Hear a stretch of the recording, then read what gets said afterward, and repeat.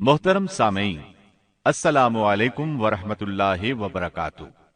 इस बार हम आपके लिए पेश कर रहे हैं क़िससुल अंबिया। चुनाचे अब हम आपको इदरीस अलैहिस्सलाम के बारे में बताते हैं। एक हदीस में है कि आदम और शीस अलैहिस्सलाम के बाद इदरीस अलैहिस्सलाम पहले नबी हैं। एक दूसरी हदीस में है कि इदरीस अलैहिस्सलाम पहले नबी हैं जिन्होंने कलम के जरिए लिखा और लोगों को किताबत सिखाई। हाफिज इब्ने कसीर ने उनका हुलिया कुछ यूं बयान किया है: पूरा कदो कामत, खूबसूरत, खूब रू, घनी दाढ़ी, उम्दा औसाफ के मालिक, चौड़े कंधे, मजबूत हड्डियां, दुबले पतले, सुरमगी चमकदार आंखें, गुफ्तगू बावकार, खामोशी पसंद, संजीदा और मतीन, चलते हुए नजर नीची, इंतहाई फिक्र खौज के आदि, गुस्से के वक्त सख्त गजबनाक, बातें करने में शहादत की उंगली से बार बार इशारा करने के आदि।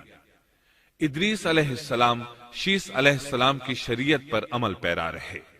चूंकि इदरीस अलैहिस्सलाम रसूल भी थे, इसलिए अल्लाह की तरफ से मुस्तकिल उन पर शरीयत नाजिल हुई, जिसकी तशरीह व तफसीर करके लोगों को अहकाम इलाही से आगाह फरमाते।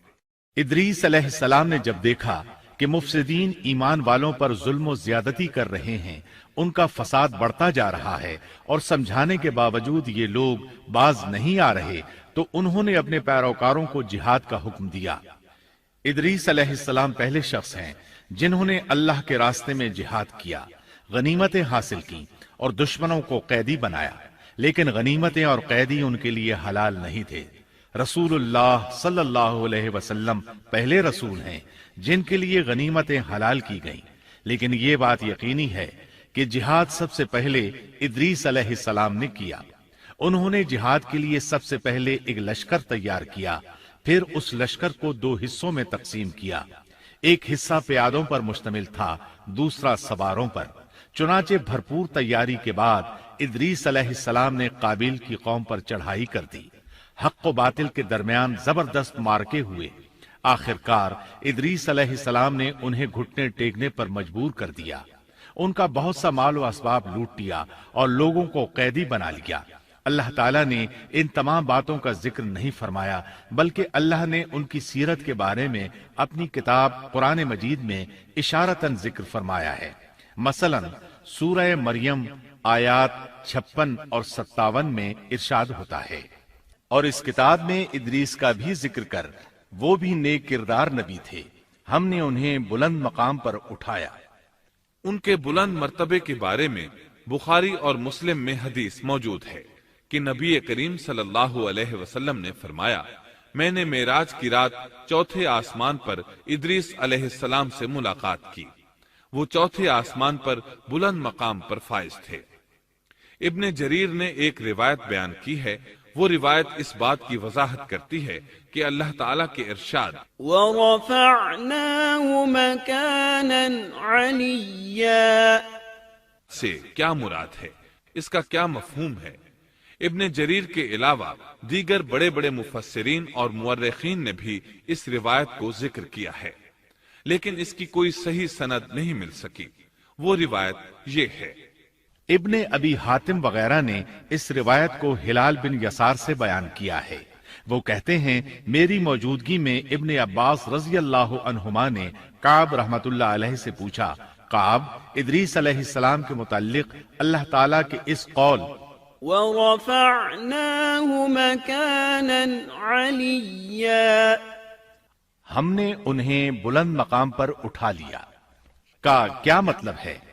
तो काब रहमतुल्लाह अलैहि ने जवाब दिया, अल्लाह ताला ने इदरीस अलैहिस्सलाम पर एक मर्तबा ये वही नाजिल फरमाई, ऐ इदरीस, तमाम अहले दुनिया जिस कदर रोजाना नेक अमल करेंगे, उन सब के बराबर में तुझे हर दिन अज्र दूंगा। इदरीस अलैहिस्सलाम ने यह सुना तो उन्हें ख्वाहिश महसूस हुई कि मेरे आमाल में रोज अफजू इजाफा हो, इसलिए उम्र का हिस्सा तवील हो जाए तो अच्छा है। उन्होंने वही इलाही और अपने इस ख्याल को एक रफीक फरिश्ते पर जाहिर करके कहा, इस मामले में मौत के फरिश्ते से गुफ्तगू करो ताकि मैं नेक आमाल का ज्यादा से ज्यादा वक्त हासिल कर सकूं। उस फरिश्ते ने जब ये सुना तो इदरीस अलैहिस्सलाम को अपने बाजुओं पर बिठा कर ले उड़ा। जब ये चौथे आसमान से गुजर रहे थे तो मौत का फरिश्ता जमीन पर आने के लिए उतर रहा था। वहीं दोनों की मुलाकात हो गई। दोस्त फरिश्ते ने मौत के फरिश्ते से इदरीस अलैहिस्सलाम के बारे में गुफ्तगू की। मौत के फरिश्ते ने दरियाफ्त किया, इदरीस अलैहिस्सलाम कहाँ हैं? उसने कहा, मेरी पुश्त पर। मौत का फरिश्ता कहने लगा, मुझे अल्लाह की तरफ से ये हुक्म मिला है कि चौथे आसमान पर इदरीस अलैहिस्सलाम की रूह कब्ज करूं। इसलिए मैं सख्त हैरत में था कि ये कैसे मुमकिन है। इदरीस अलैहिस्सलाम तो जमीन पर हैं। चुनाचे मौत का फरिश्ता इदरीस अलैहिस्सलाम के पास आया, उनसे इजाजत तलब की और उनकी रूह कब्ज कर ली।